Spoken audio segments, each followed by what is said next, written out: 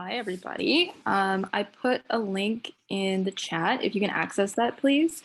We will use that for some participation activities in a minute.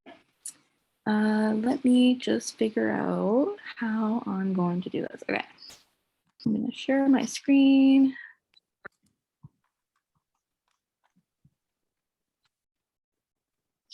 Okay, how's that?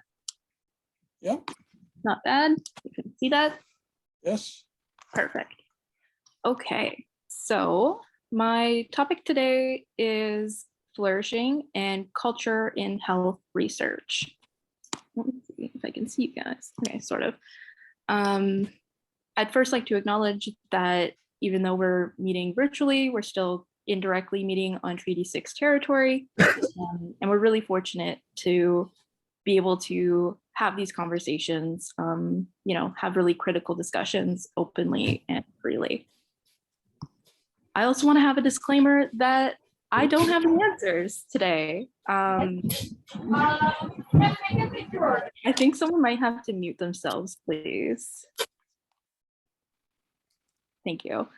Yeah, I don't have any answers. I have a lot of questions. My background is in critical theory, feminist studies, the philosophy of science, and I've done some work abroad. So I kind of have some firsthand experience, but I don't claim to know it all. I rely a lot on my favorite philosopher at the moment, Mr. Alan Watts. He talks a lot about Eastern philosophy, Zen Buddhism, spirituality, and a lot of his work, if you're interested, is meant for a more Westernized audience. So I find it really easy to comprehend as someone who is not familiar with, or is less familiar with those things. And so today, I really want to talk about human flourishing. What does that even mean? Here you can see that there's kind of a spectrum of human well-being. Flourishing is the optimum. It's where we're living in this optimum range. It's a state of being. It's a very dynamic thing. And this is in contrast to a pathological state like depression or anxiety, etc.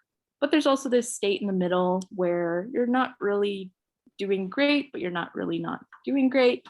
And we're hoping, through this course and through these discussions to talk about how we can start thinking about moving a lot of people towards the flourishing side of this spectrum. And so these folks at Harvard have developed a way to kind of discuss human flourishing. They call it their human flourishing measure. On their website, they have like a 10-point scale for each of these items. But basically, they say this is what flourishing looks like. You're happy, your mental health is good, your physical health is good, you found meaning and purpose, you have character, virtue, relationships, and you're financially stable. And in this course, as I hope you've already been introduced to, we're concerned about this whole idea of medicine writ large, how the enterprise that is medicine is so deeply involved in how we treat human problems. It's not just limited to microscopes and stuff. This really is an enterprise that involves social care. And so what I want to ask us to think about today is how we might ensure that humans across the globe have the opportunity to flourish. And here I'm assuming that we're individuals interested in health promotion, research. That's kind of my imagined audience today. And I'd like to point out that how we define a problem constrains how we think of solutions. And this is hopefully what you'll take away from today. You'll understand that we need to think of things in a different way just to come up with new solutions. It's not a matter of just looking at all the problems we've ever come up with. We continue to come up with new problems. And so in philosophy, the field of epistemology deals with the philosophy of knowledge. How do we know what we know? You know, they ask questions like, what is knowledge? How is knowledge acquired? Is it even possible to have knowledge? And what kind of knowledge is there? And so I'd like you to go to that link in the chat box and tell me, what is naturalistic science like? So by naturalistic, I just mean science, like the science that you're used to. So tell me about it there, please. I will try to switch over nicely.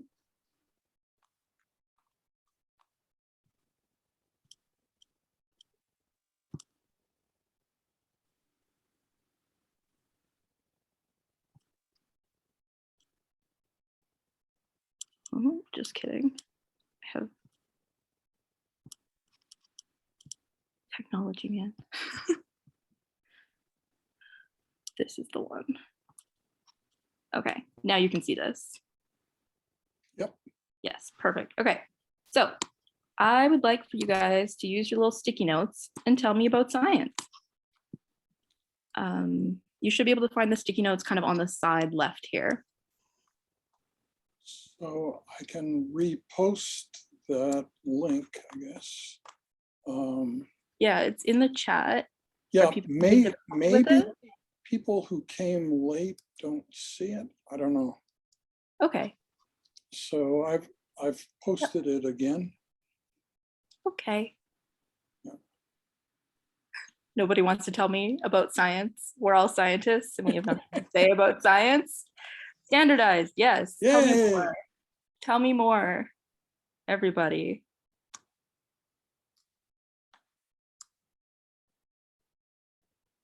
Paradigm shifts. Yeah, they get stacked up on top of each other.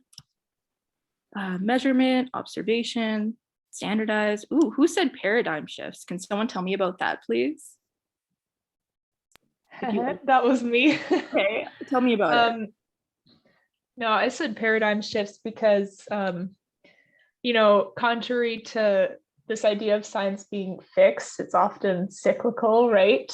We have a model, we study and research things under that model until we get to a level of detail that's so fine that we realize, okay, this model is completely wrong, and then we need to start again and create a new model, right? So, yes. For example, like the Copernican revolution, right?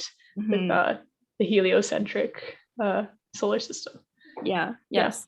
Science is definitely iterative, I think is a fancy word we can use here to describe that. But yes, I love these ideas. Okay, I'm going to switch back to my slides now. Let's see if I can do this successfully.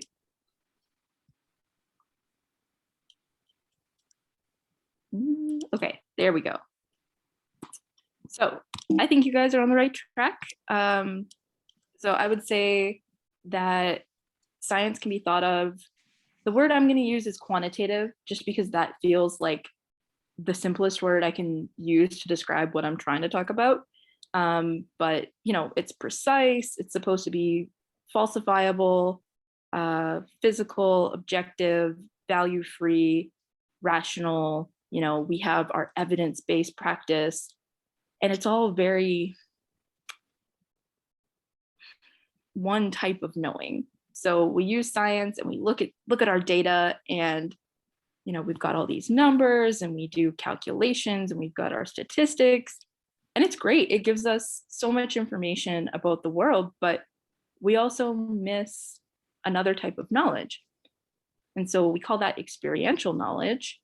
In women's studies, it's sometimes referred to as standpoint epistemology. So that means like you can only really understand something once you've been in that position to actually experience it. My cats are having a heyday right now, sorry. So this type of knowledge is qualitative, it's opinionated, it's ambiguous, it's felt, subjective, value-laden, emotional, and it's what I'll introduce you to later, but values-based practice. And so I'd like you to think about, we're going to go back to Jamboard. I should have just stayed there. But I want you to go to the second slide in Jamboard and tell me how you would research these human flourishing domains. So we've got those 6. What kind of questions do you think we need to ask? And use the different color sticky notes to tell me if you think they're qualitative questions or quantitative questions. Does that make sense? Yes.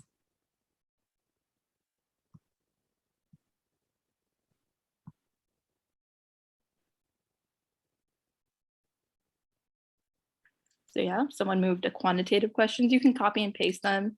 You can give me examples of questions you want to ask, whatever you want to tell me here.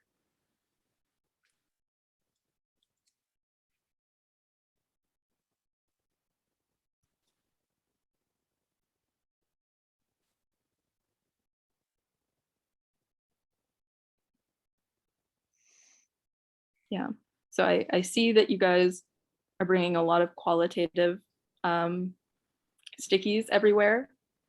I was hoping that you would do this because this is my point of this lecture. Can anyone tell me what kind of qualitative, tell me the kind of question you would ask for any one of these domains?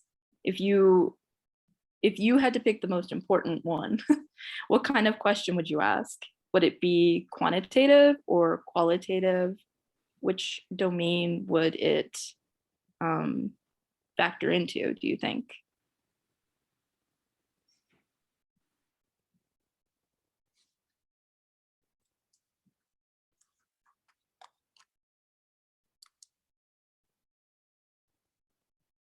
Should I reword that?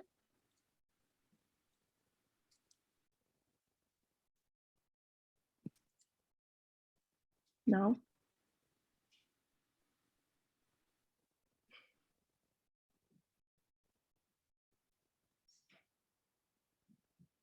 No one can give me a single example of a question that they would ask.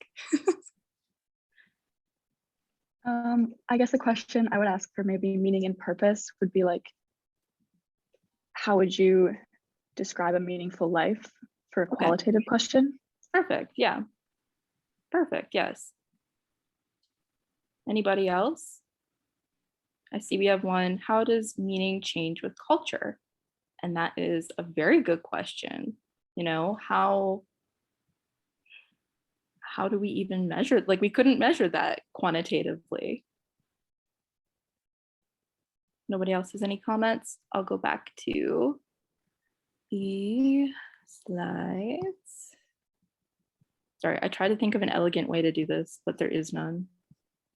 Okay, so I would argue that we can't just use science to study these domains. If you watch the Alan Watts video that I sent, hopefully you saw that he kind of had these 2 arguments, that a lot of the time we oversimplify things and we can act with conceit. We can think that we know what's best, and we can think that that science is going to be the way to answer these really complicated questions.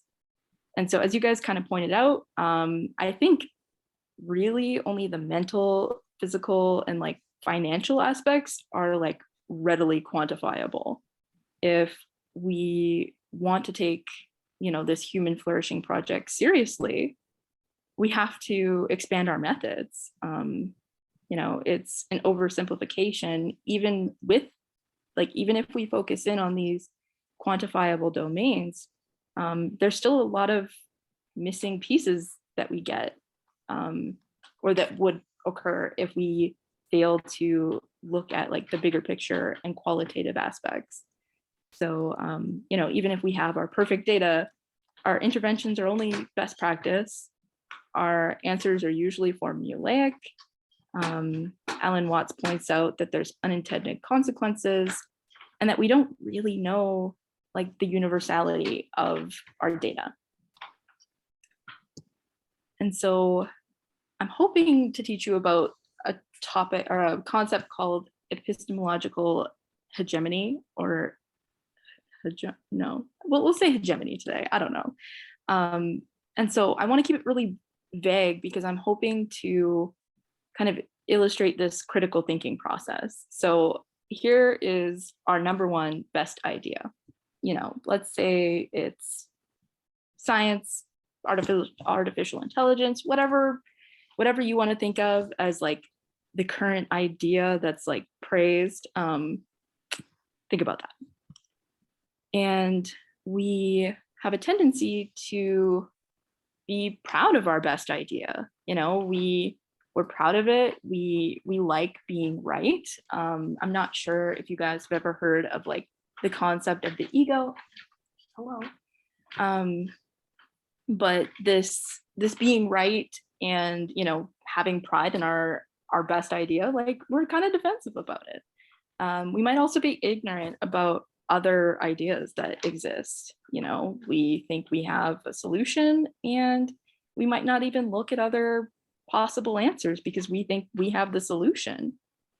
And we're also kind of competitive, especially in like Western culture. We often think in terms of like either ors, or like if this idea wins, then that idea has to lose. And so this leads us to kind of a false dichotomy.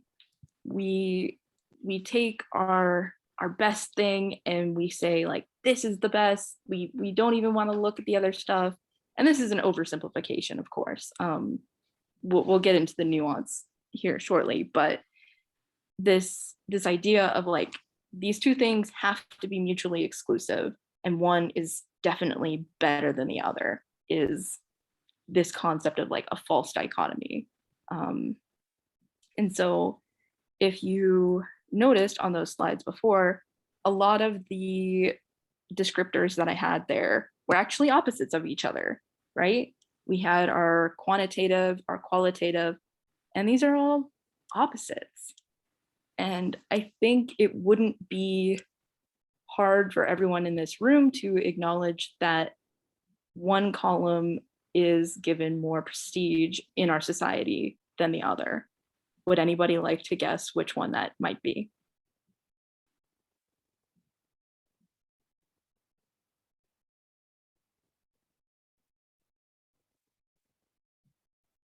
No?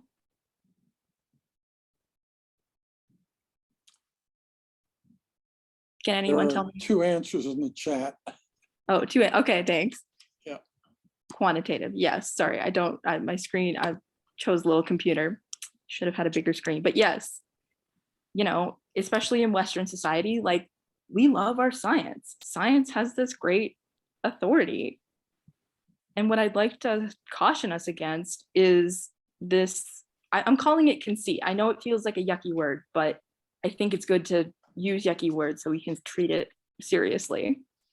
But we have this conceit, we have this pride, we have these, this urge to like pit ideas against each other.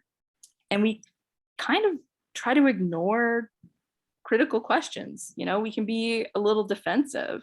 What if circumstances change? Oh, well, don't think about that, Well, what if something unexpected goes wrong? Oh, well, that's okay. Like we've done the research. Well, what might it be ignoring? No, like we have the data. And, that's not, I personally don't think that that's the way to get ourselves out of this. Here is the proper definition for epistemological hegemony. So remember, epistemology, the study of knowledge, and then hegemony describes like power, domination, kind of like those imbalances of power. And so together it describes a concern for the domination of one view of knowledge and the subordination of all other forms. And apparently like delegitimizing or delegitimating the knowledge of cultural others is actually one of the foundation stones of cultural domination. So as, we take our science out into the world, we're kind of saying, no, like we have the best idea, like you need to put your ideas to the side because we've got it figured out. And so in this project of science, there are structures of power embedded in the scientific project. Science acts as a source of authority. It's seen as really rational and something that people can depend on. Science has, I'm hoping or recognize that like traditionally science has been associated with masculinity and, just these, so like the patriarchy in our society permeates everything. And so these sources of power that science is associated with, involved with, intertwined with, I'm not sure what word we want to use, but it might make science violent. And this is another yucky word. Here I'm using the World Health Organization's definition. The intentional use of physical force or power, threatened or actual, against oneself, another person, or against another group or community, which results in or has a high likelihood of resulting in injury, death, and then what I'm particularly interested in is, the psychological harm, maldevelopment, and deprivation. So I know this is heavy, but when we take this scientific idea and force it on other people, it can really take away from, when we force it on them without allowing there to be room for anything else, I should say. This dichotomy of it's science or nothing really can be harmful for people. And so this includes power dynamics that disregard an individual's humanity. It's that act of power over another.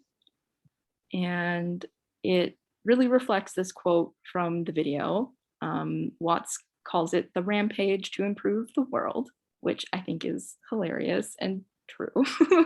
And he says, kindly let me help you or you'll drown, said the monkey, putting the fish safely up the tree. We love our ideas. We think we've figured things out and we want to help. And so I'm not sure that we can necessarily say that just because something is violent, that it's malicious. We are really, I want to believe that most scientists are very well intentioned, right? I don't think anybody, most scientists are out there trying to help. We can't not acknowledge the fact that good things have been co-opted by bad people. In some cases, science and healthcare, medicine have been weaponized in the past, and they have been used covertly and overtly to, exert power over other people. But that doesn't mean, these epistemological issues are inherently malicious. If we want to say our science is good, our science is even representative of humans. This statistic, I don't know how accurate it is, honestly, but I think it gets you thinking at least. You can imagine that a large number of people in the world are not reflected in science. We do not know, we do not have giant studies conducted in Africa, for example, because the resources haven't been there. And so it's not necessarily malicious or malevolent to, be trying to do the right thing just in the wrong way. I really like this quote. This is from another Buddhist thinker. And he says, to love without knowing how to love wounds the person we love. To know how to love someone, we have to understand them. To understand, we have to listen. And so, we may rush in to try to fix things. We may take our, our science toolkit and we're super enthusiastic and we may not really understand the problem. And Watts would say that this is conceitful because we assume that our way of doing things is universal and that we actually understand the situation. And so here's kind of a summary of his arguments. And then I'm going to ask you to go back to, so his arguments are that, does anyone have any questions about his argument? Does this slide make sense to people? And the concept of epistemological hegemony, because I know those are like two $10 words stacked on top of each other.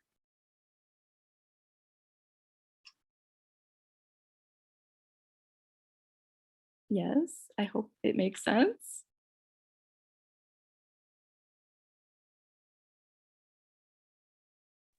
Okay. Thank you. Sorry, I need to check the chat too. Okay, we're gonna go back to Jamboard and I'm gonna ask you a bit of a spicy question.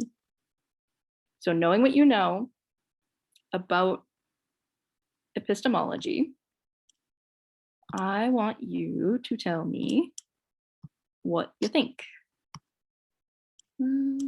So I have posed a question here. It says AI overemphasizes quantitative data, so is an agent of epistemological hegemony.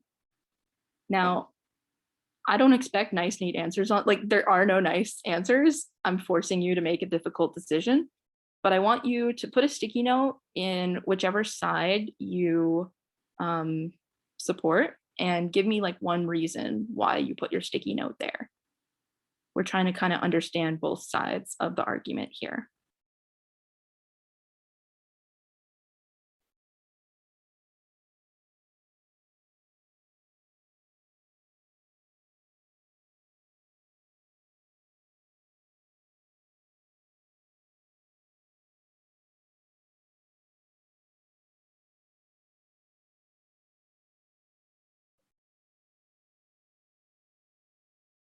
And I'll give you guys time. I know that this is heavy question, so take a minute.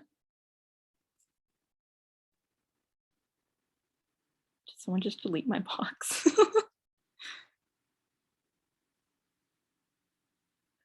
okay, the box doesn't need to go back.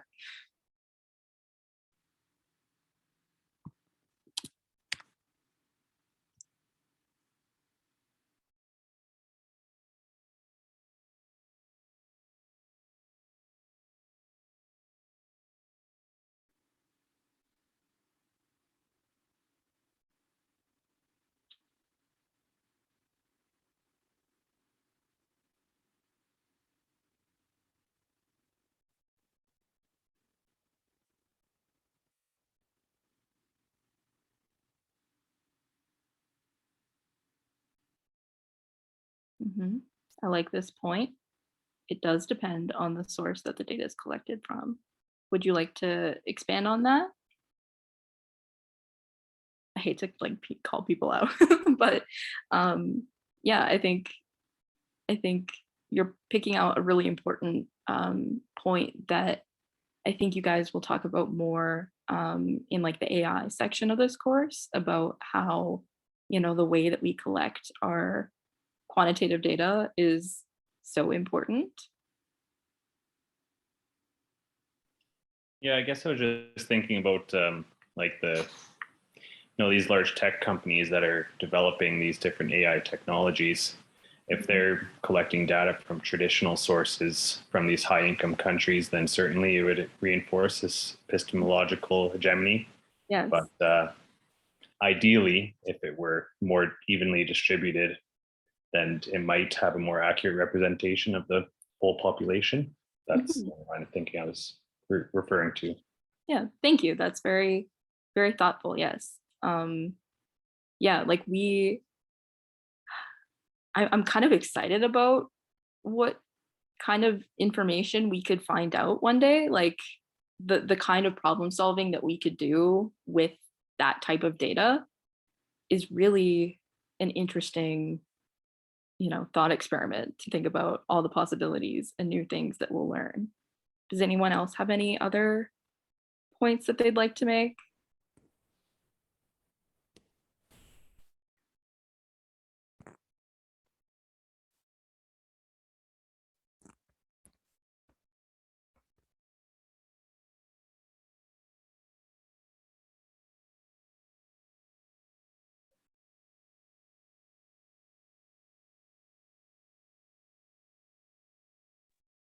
And I guess furthermore, or just to try and get some more conversation going, I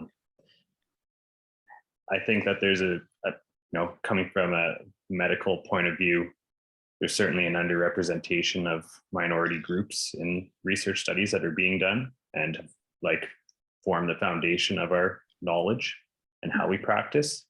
So if there is this AI technology being used right now, I think that there would be pretty problematic with certain groups, how we treat disease.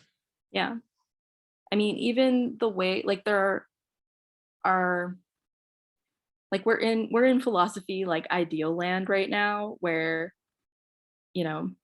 all of these hypotheticals could happen, but even like there's a lot of concerns about how we recruit people for those studies and how that knowledge is collected. Like, are we kind of preying upon people who have like time and, would most benefit from getting their $20 gift card from a study? I don't know. Like, it's complicated. How do we go about collecting data from these communities? Yes, big struggle. And I suppose another thing I could just add there is, how are the findings translated back to communities to help them, right? Yeah. Because science probably seems like a bit of a black box, right? There's like an input, you fill out a survey, but then you like never hear from them again, right? Yeah.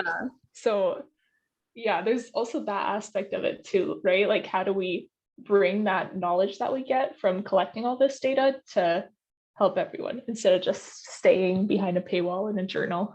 Yes. I have so many thoughts about this as well.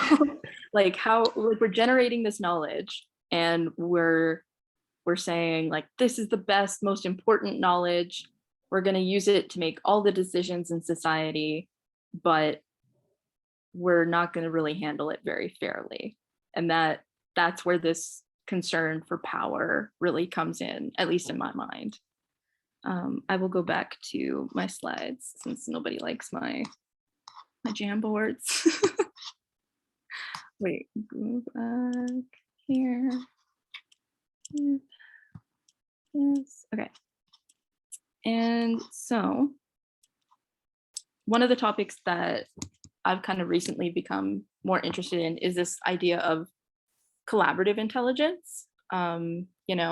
If we can see how artificial intelligence is maybe involved in this, domination of knowledge, we'll say, that's maybe like a synonym for epistemological hegemony.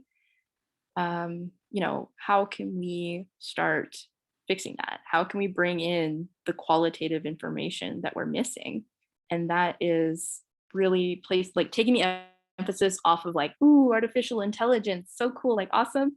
And like keeping that enthusiasm, but bringing it to how can we combine, I'm hoping that you're seeing that false dichotomy between qualitative and quantitative data, quantitative thinking, that doesn't need to exist. These two things can be brought together.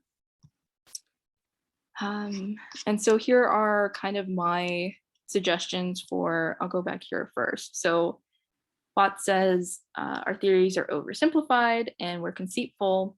And so my suggestions to kind of remedy these are pessimistic induction, which is another $10 word. But it says that if our past theories were proven to be false, we have reason to believe that our future theories could also be, or our current theories, future theories could also be false. This does get into like a logical fallacy, because it doesn't necessarily mean like that our current theory has to be false, rather that we need to kind of keep the room, like keep the space for it to possibly be false. And this is what Nadia was talking about earlier, I think, like, you know, this whole iterative process, really being critical about that iterative process. I'm sorry, guys. And being like really mindful of making sure that we're actually allowing it to happen. And allowing it to happen, in my mind, involves a certain level of self-reflexivity. So actually like taking account of yourself in the knowledge that you're producing. This sounds very out there, but it's actually quite simple, you know, like what biases do you have? What do you bring to your inquiry that is really difficult to leave at the door? So yeah, we should be critical of our scientific theories, welcome them to be disproven, expanded, you know, changed, whatever actually fits reality, which is another complicated question. But and then we should also be critical of ourselves, recognize our own epistemological assumptions, you know, our motivation for doing things. Are we, sometimes I catch myself, like now that I've started kind of thinking in these terms, I've caught myself doing something and being like, am I doing this because like I want people to like think I'm right and think I'm cool? Or am I doing it because I think it's actually like proper or like useful? And I find a lot of the time that there is an element of that ego in it, you know, like I want to do this research because it's going to make me like it's going to be such a good paper. It's going to get such high, like it could go to such a high impact journal, like all of this. But is that really the right motivation to be doing research? No, it's complicated. But this takes us to this culture in health research and values-based practice. And what both of these are, at least in my conceptual framework, are ways of bringing together the qualitative and quantitative, the evidence-based with the values. And so this is, all of this is from a book. I can give you guys the PDF if you are interested in it, but it's all about how culture and health are related and impact each other. So culture in health research is like it actually purposely includes culture. It purposely looks for the contextual influences and tries to propose, I want to say, more realistic solutions that way by, you know, not just looking at how efficient something could be, but rather like how will it be received well? How will people actually want to do it and, you know, receive it? And then, yeah, the values-based practice is the same kind of idea, but this is talking more about like one-on-one with the patient, you know, thinking about not only how your, you know, like your current best practice, the most efficient, best medications, etc., but also really having an ear for, you know, the individual's values and negotiating with them to figure out what the solution is that works best for them. And so, yeah, I've already kind of touched on this, but there's this false dichotomy, and I think it's still very pervasive. I think it's exciting what an emphasis there is on interdisciplinary research. I think it's really great that a lot of granting agencies and institutions are pushing for collaboration between disciplines.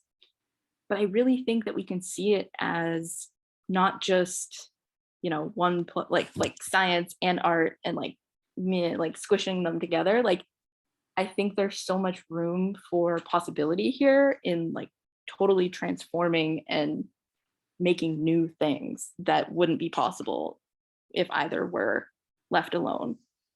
And I think you can kind of see that here. Like if we think about the ways that all of these flourishing domains are actually interconnected, right? Like your close relationships and how you, like your value system affects how you handle your physical, mental health.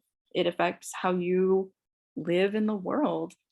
And so this is not a one size fits all, like, just add a little bit of science here and a little bit of arts here and like boom, bop, like it's a very complicated and iterative process, like we were talking about, but it's getting us closer to not only the truth, but also like, a better understanding of how things actually occur, but also in meeting people where they actually are.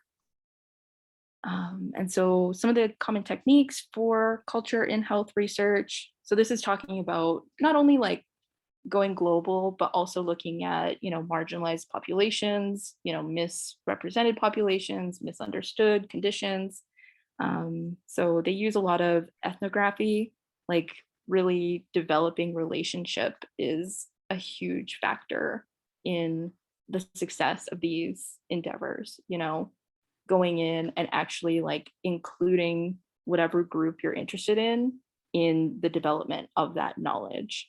They also use surveys. That's easier to get to like a broader number of people, but a lot of these teams are very like the way that they work their methodology is very complicated, and they think very hard about the type of knowledge that they want to produce and what the best way to do that is. So here's a few examples. I'm sorry that these texts or these slides are really wordy, but I wanted to give you, I don't know what the book said, but yeah, so this chapter, they talked about how if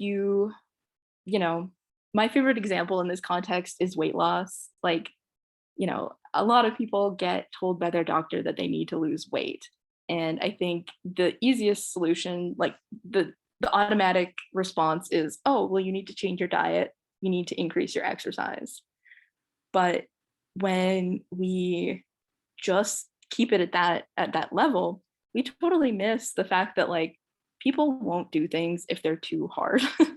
Like this study that they did, they found they were looking at like water infrastructure and how the community there was still going back to a water source, even though it was proven to cause them illness, because it was much easier for them. It was, more convenient for the community. It was the women who were often gathering the water, so they had a lot of other jobs to take care of too. And this applies in this community, I'm sure, but like it also feels very relatable to us, I hope. This personal dimension of experience. And to further kind of humble our ego, our Western ego, if you will, like as much as we want to think that people, I'll just say people in general, like we want to think that people are really logical, and when we're working in a scientific area, I think it can become easy to really get fixated on the facts and like think that other people will be ready to just be rational. But people aren't like that. People are both rational and irrational. People are, they can be really intellectually competent, but they can still have like their own beliefs that they want to embody, and like that is what guides them and actually enables them. Like those are the things that they care about. You can't just tell them to think more rationally or whatever, because it's still important to them. You can't just do this either or dichotomy. So even like modern Western citizens are very wedded to their unhealthy practices and beliefs. It's not just, like we're not just trying to take healthcare over to people who like have never experienced healthcare. people in Western society who have had, you know, the kind of healthcare we're talking about, yet like health is still very emotional for people. It's very, you know, people have their superstitions, they have their own, you know, non-scientific beliefs about things. And so it's good to stay, like, this is reminding us to stay humble about ourselves and our own patients. Yeah, so they found that, like, actually acknowledging that, like, these folks in, I think it was Australia, is this chapter? Yeah. That to actually successfully do an education, like, health campaign, they had to actually take, you know, these values seriously. They found that implementing procedures and educational programs was much more effective when they actually took those things seriously and not just tried to, like, you know, help them reason it out, because it's just not a productive conversation. But here's some notes on culture. It's really complicated.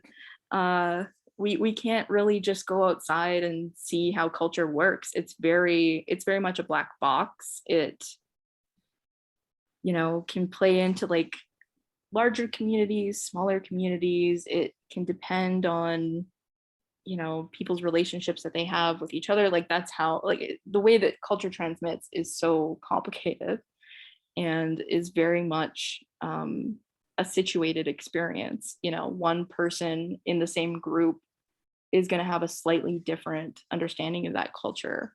And so it's difficult to go back and forth, like, from the cultural and individual level. But that's what we're saying we need to work on figuring out how to do. Like, how do we navigate all of this space?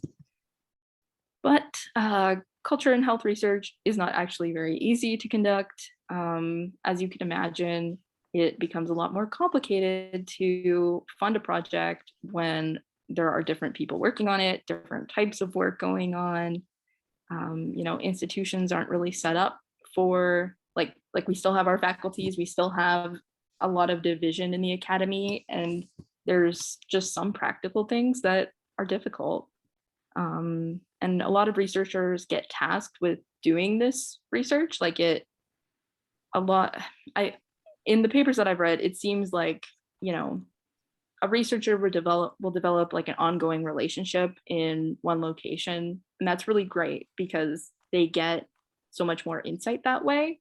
But it also leads to exhaustion and over-reliance, right? Like, to have to be the person to be doing this research. And it's like, that's even like, they couldn't involve other people, but a lot of the time it's like the Western academic who is put in the position of, like, having to do a lot of the work, having to apply for funding, etc. And so this really contributes to the overall, like, project of decolonizing the academy. You know, treating the academy as this way that we think and come up with knowledge. You know, using that knowledge that we create to be politically proactive, to be, like, to actually critique these power systems. That is the goal that I think we're working towards, and overcoming this dichotomy, this, you know, either or mentality, this conceit, is really, I hope, or at least that's my suggestion of how we can start making more progress in this direction. And so I will stop sharing. I'm happy to take questions about this, about the video I made you guys watch, about anything you're interested in.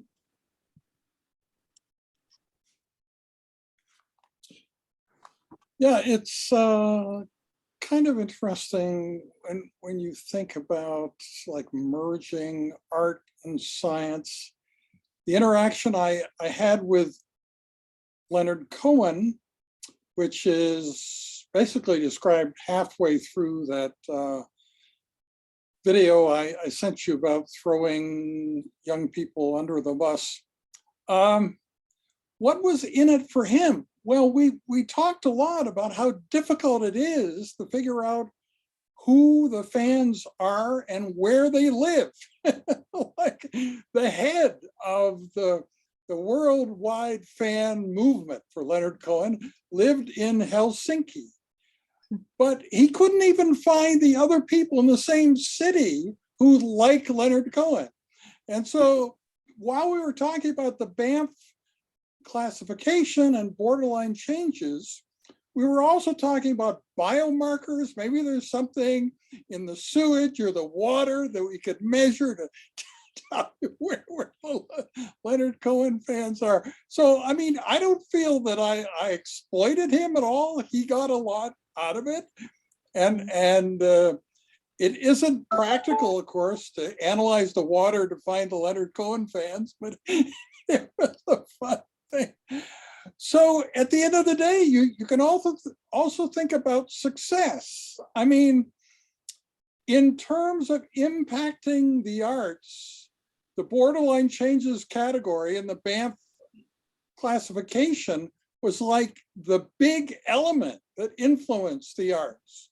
On the other hand, if you want to say, well, what's the biggest scientific, medical, technical problem with the BAMF classification, you would say, obviously, borderline changes. You shouldn't have that category. It should either be rejection or not. You shouldn't have this indeterminate category. That's obviously bad. So, you know, which do you want, you know? So, yeah, I'll pipe down and be quiet now. I'm just recovering from talking so much, so somebody please talk. I've just posted a couple of links in the chat to some further reading if anybody has the time, but they're just two examples of, in one case, a water pump, and in the other case, housing that's designed with that sort of collaborative approach in mind. And so I think it could be an interesting read for everyone. And it's interesting just to imagine like what could be done if this same approach is taken with you know, technologies such as AI, right? Yeah. What if creating like the AI enterprise was, you know, more collaborative and informed by local communities? I don't know. Be interesting to hear folks' thoughts on that.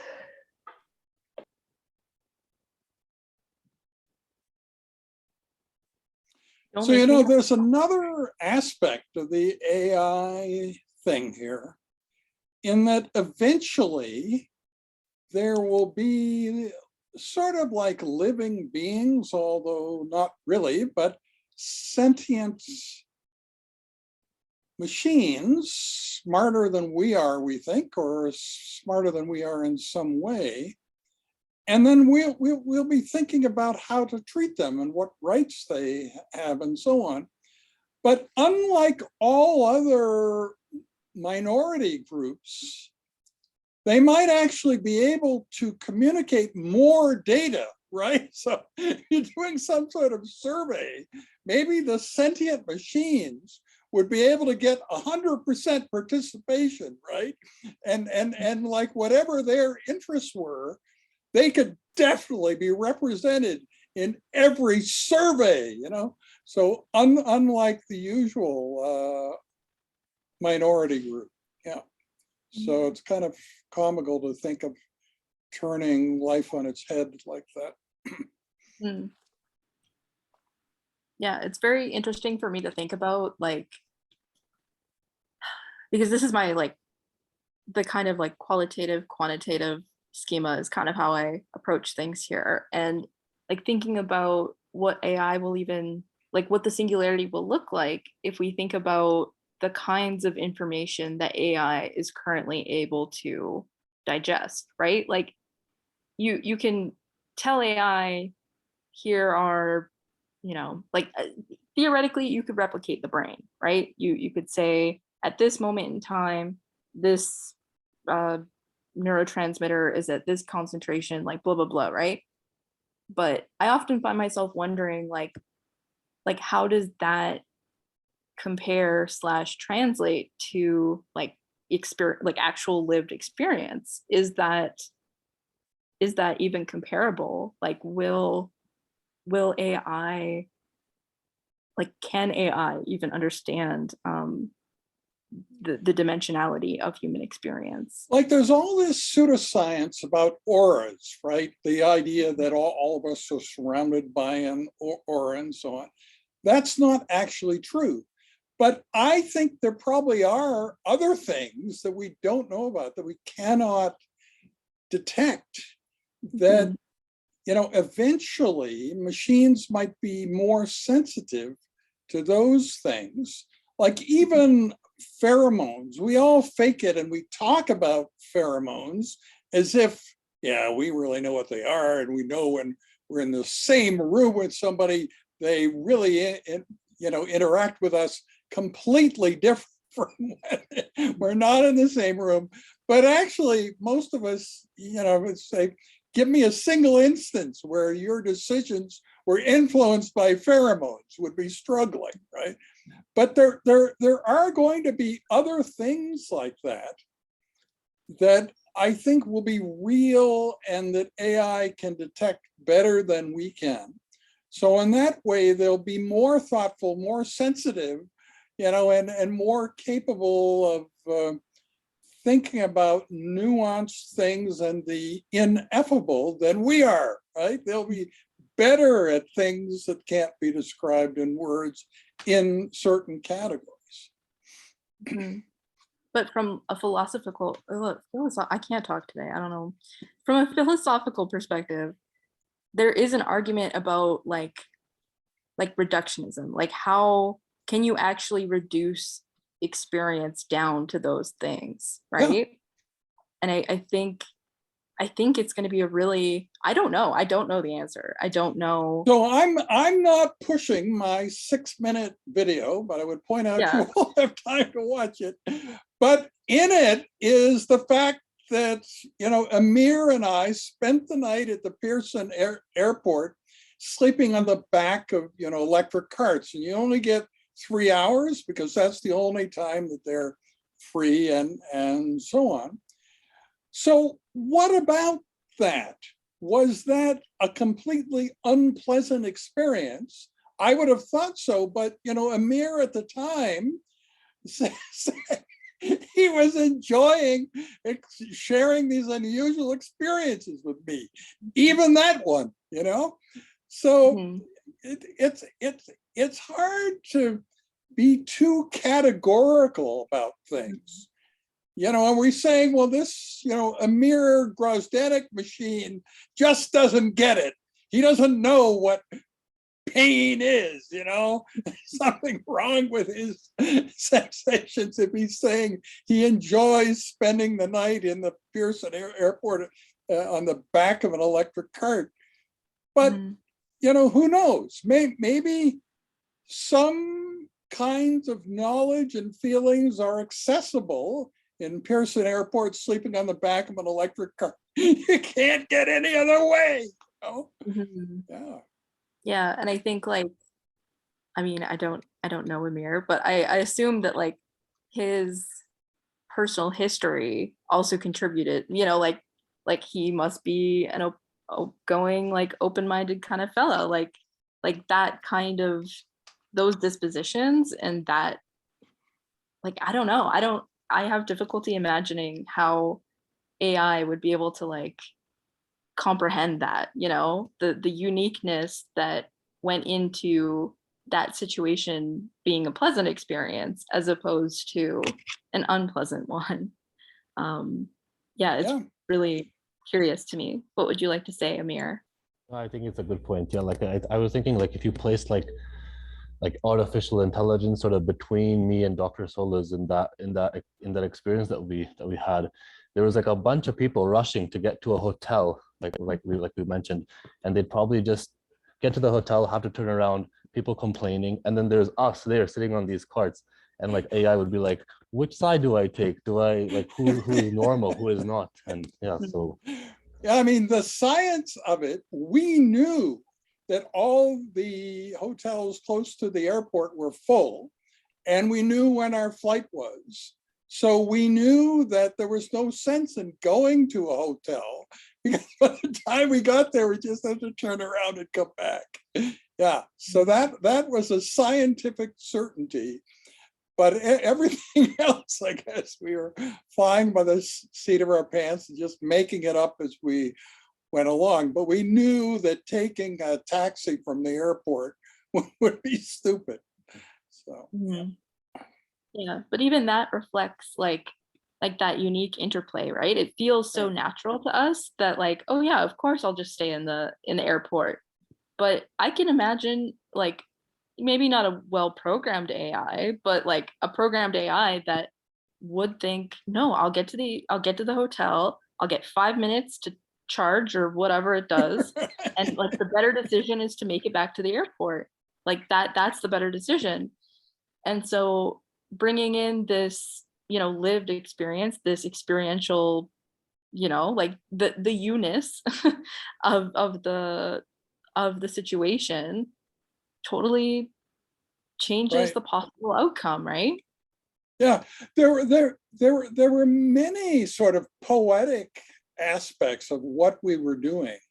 We were in Pittsburgh to interview somebody where by mutual consent, he and I had agreed that we're polar opposite alter egos. We're about as different as any two people can be, but we both started email discussion groups when the internet just was starting, and we've both been to Nepal. He stole some artifacts there that are never supposed to leave the country and so on. But anyway, but it turned out, I mean, even before we got there, we knew from the PowerPoint he sent us that made Ashita go completely white when she looked at the PowerPoint, that this was one very toxic guy who happens to also be very creative, and he's an excellent storyteller, and he's pretty good at critical care medicine. But so it was basically, it's not only the night at the airport that was unpleasant, the whole thing was in some ways of defining it, a completely unpleasant experience. So, Amir was running the video camera, capturing this action of a completely unpleasant experience. And even the audience, you might say, well, maybe the guy you were interviewing values the world at large seeing the result of the interview. No, even that, at a certain point, he just wrote to me and said, take it all down. He didn't say why. He just said, no, take it all down. I said, really? Yes, take it all down. Yeah. So yeah. So it's really a much more memorable story because of some of those aspects of it.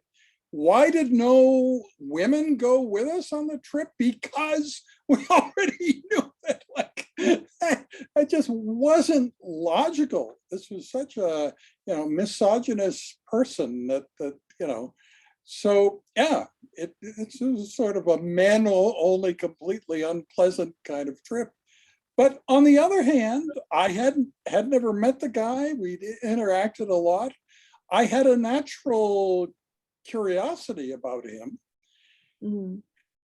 But even the hotel we picked, he picked the wrong hotel by accident.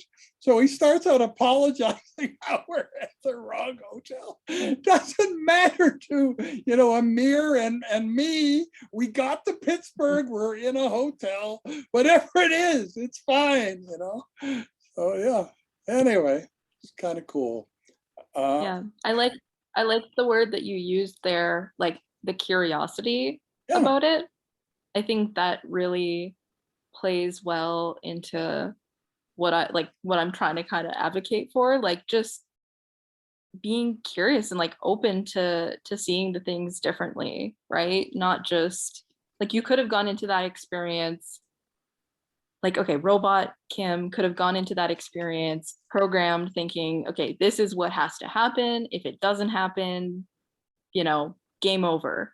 But our human ability to adapt and be curious about when things don't go as we expect or are more complicated than we expect, I think that is a really great tool in making it through these complicated and confusing situations. Like that's a messy situation, trying to get a hotel and work with someone you've never met, but being open and like actually approaching that experience just willingly, I think is huge.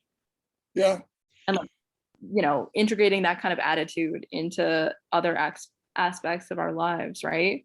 Like if we can approach diagnosing a patient with curiosity in the same way, curious what their story is, curious why they behave the way that they do, even if it doesn't make logical sense to us, that willingness to let them show you and just, for us to adapt to it.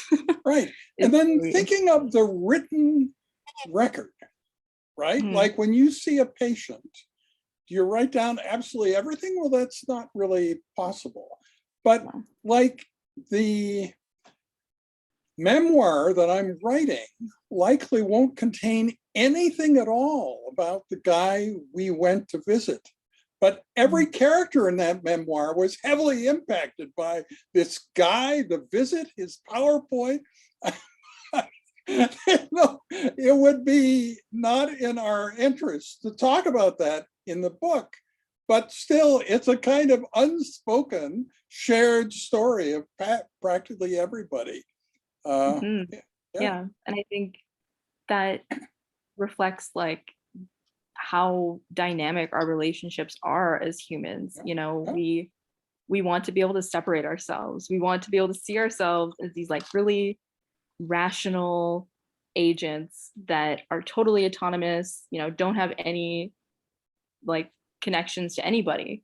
We can make decisions for ourselves, but we can't. We're really influenced by other people, even like positive and negative experiences, right?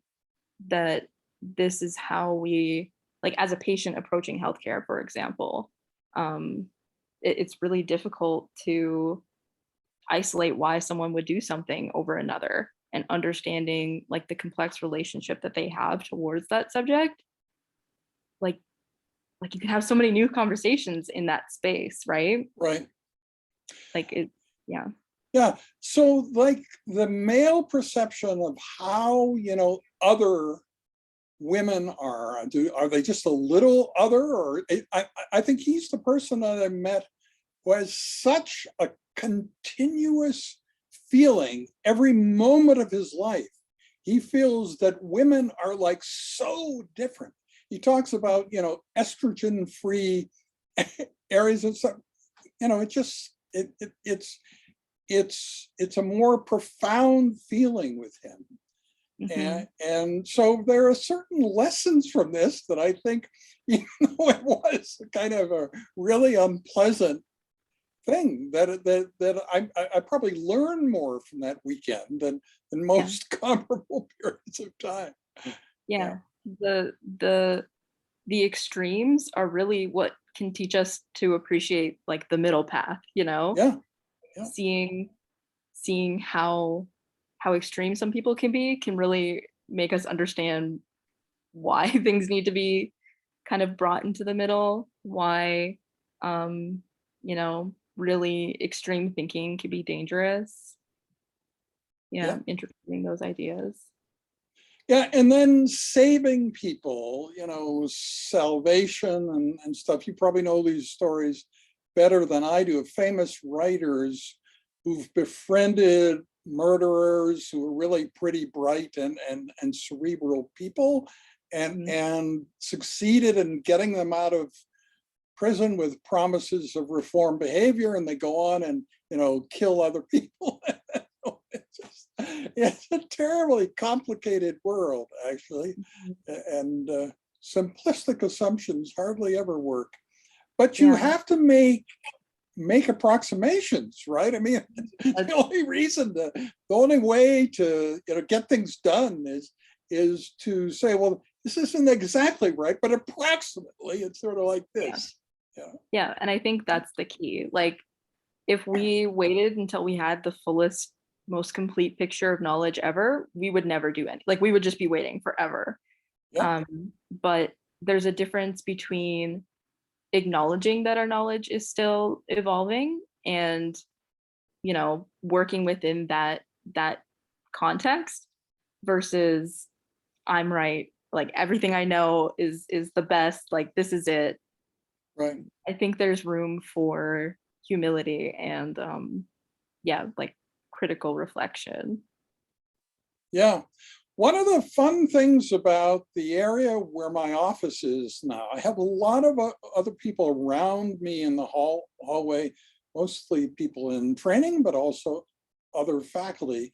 And I tend to keep my door open. It isn't open right now, but it usually is. And often the people out there close the door. It isn't because I'm so noisy. Sometimes it's what I'm talking about. Which is kind of cool. Every now and then I'll be talking along in a Zoom call and I hear the click of the door closing. And I realize I'm not like being boisterous. It's the subject matter that is so distracting that they don't want to try to be reading complicated biopsy pathology while this din of Kim Solas talking about this stuff is going on. Yeah. Does anybody else have any questions, comments? I know it's still the start of the semester, so you're quiet, but we'll make a chatty class of you yet. Actually, it hasn't been bad. We have had terms where the course was a spectacular success, but the students, they would look really happy at the end of every teaching session. Then they have no questions at all. Wow. Isn't that something? Yeah.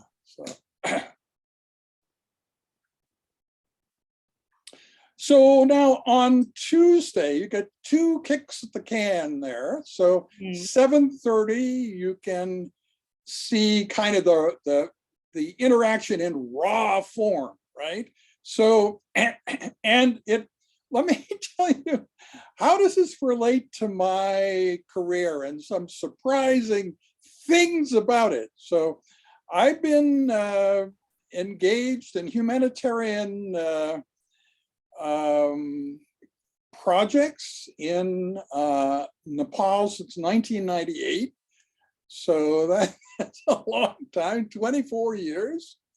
So you might say, okay, well, tell me about the teaching you've done there. I've never done any teaching there. Why is that? Because we were dealing at the medical school and up level, people in their 30s and so on. You really need people in their 20s. If you're going to hit somebody with futurism, it can't start in your 30s, when you're kind of set in your ways and you have a plan for life and so on. In your 20s, you're much more open to new ideas and adding things to your armamentarium of ideas and so on. So that's what's exciting about Tuesday. They are creating a new undergraduate university there, and we're helping them to have strength in inspiring people to think about the great world out there and critical thinking and things like that. So that's really what we're talking about. And it will make me a legitimate positive force for Nepal that without that, I wouldn't be, because I spent all this time doing stuff with them and leading other people.